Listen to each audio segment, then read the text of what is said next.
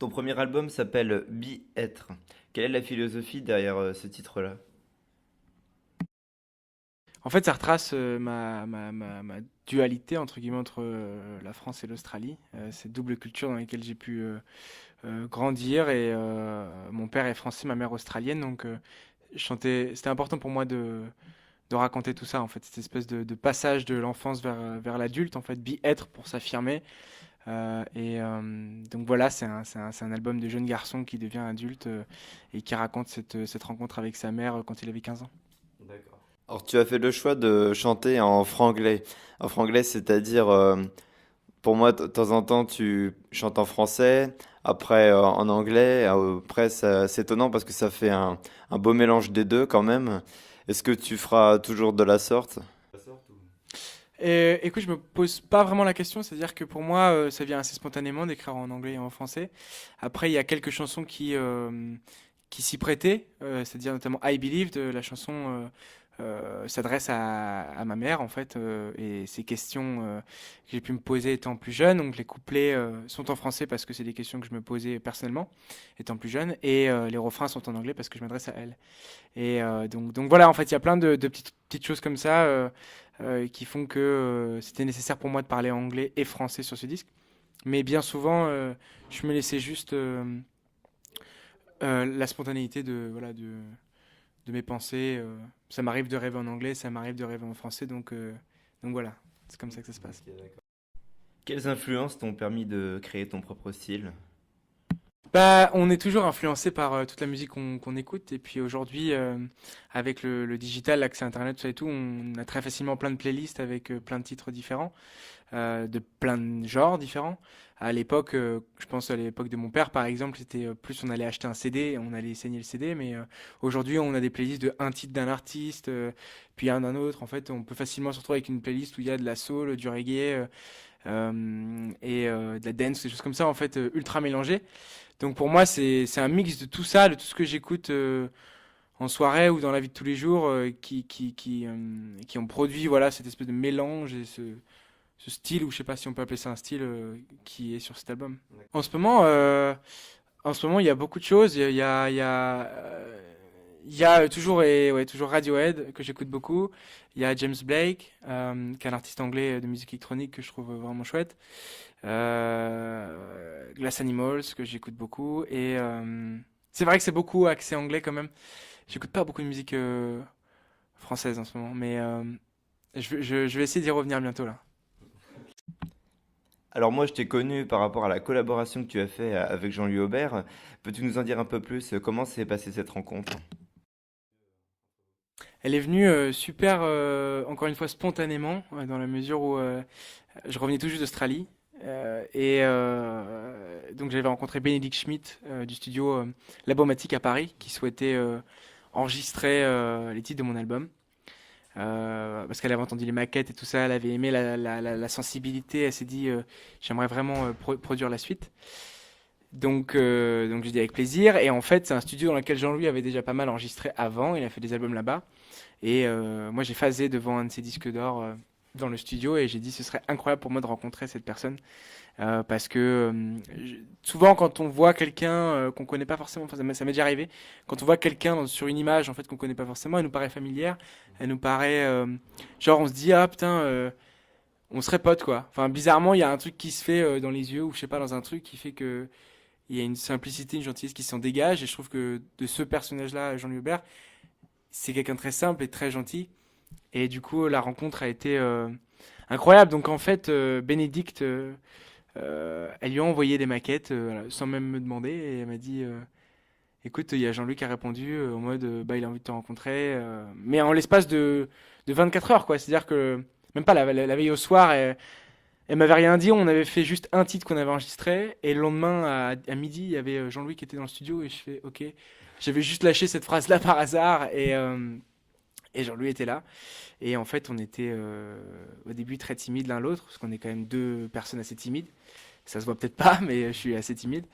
Et, euh, et à un moment donné, il y a eu un déclic, et alors là, on s'est plus lâché. Et on est resté 4 semaines enfermés dans un studio sans fenêtre, et on a démarré la production de cet album. Je me souviens, c'était hier.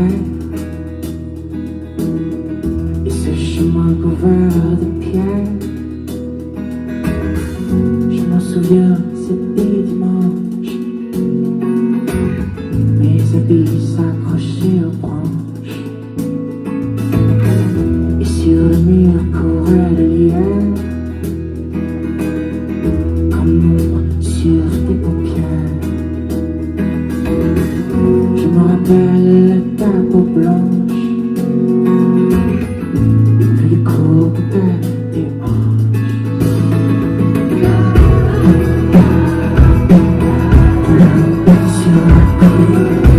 En fait, on a coécrit 2 chansons ensemble, mais on a travaillé sur 4 chansons totales ensemble. Ouais, d'accord. Et Charlie Winston également, qui intervient sur cet album, de quelle façon? Et pareil, on a produit ensemble 4 titres. Charlie, c'est du hasard pur et dur. En fait, on s'est rencontrés sur une date à Lyon, on s'est croisés dans des couloirs et j'ai sorti une boutade en fait. Et genre, on a rigolé. Et après, on est parti boire des coups dans un bar. Et il me parlait de Londres. Il me disait, ouais, je viens de me réinstaller à Londres et tout.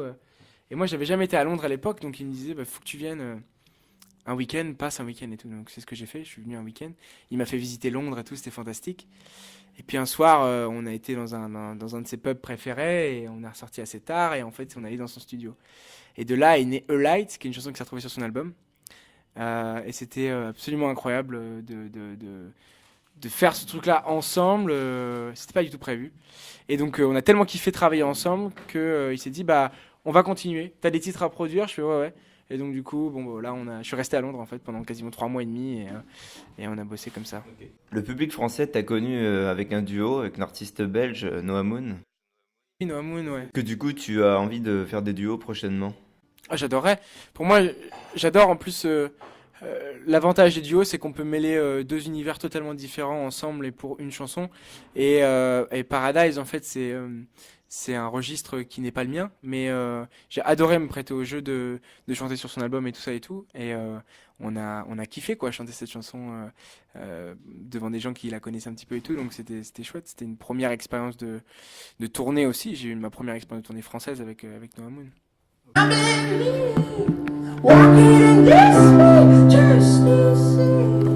'Cause I believe you, and I believe me. Easy hard to love you unseen.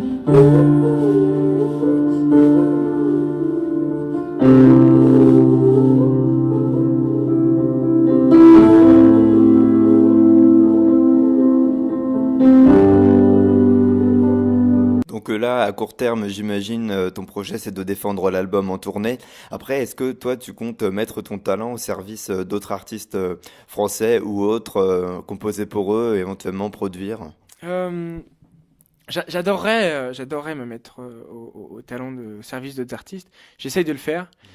J'ai produit un groupe récemment qui s'appelle Sheikh Zorona et j'ai vraiment adoré le faire, la production, un CD, la réalisation, tout ça et tout. Euh, Après, c'est vrai que en ce moment, je suis très très concentré sur voilà ma carrière à moi, parce que les choses se passent maintenant, elles se passeront pas dans le futur. Donc c'est important pour moi de me concentrer là. Mais à l'avenir, j'adorerais avoir un studio, je sais pas, dans ma maison, quelque chose comme ça, et avoir des artistes qui passent et d'avoir une espèce de grande famille, quoi, en fait. Donc c'est toujours intéressant de collaborer avec plein d'univers différents, plein d'artistes différents, et c'est un métier où la rencontre est quand même assez facile. Et on peut. Enfin, il y a plein de gens qui sont complètement perchés aussi dans la musique, donc c'est toujours intéressant de les rencontrer. Je suis pas perché, moi je pense que je suis assez normal à la base.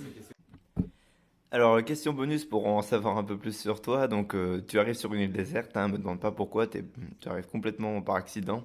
Alors, tu dois prendre une boisson, un plat et un disque que tu dois emmener. Qu'est-ce que tu prends avec toi? Bonne question. Une boisson à emmener. Euh, une bonne bouteille de vin rouge. Une bonne bouteille de vin rouge, franchement. Euh, une bonne côte de bœuf, parce que ça va bien ensemble. Et comme disque, un disque des Beach Boys. Merci beaucoup, Malo, de m'avoir reçu pour Backstage TV. Alors, bonne continuation à toi et à bientôt sur les routes.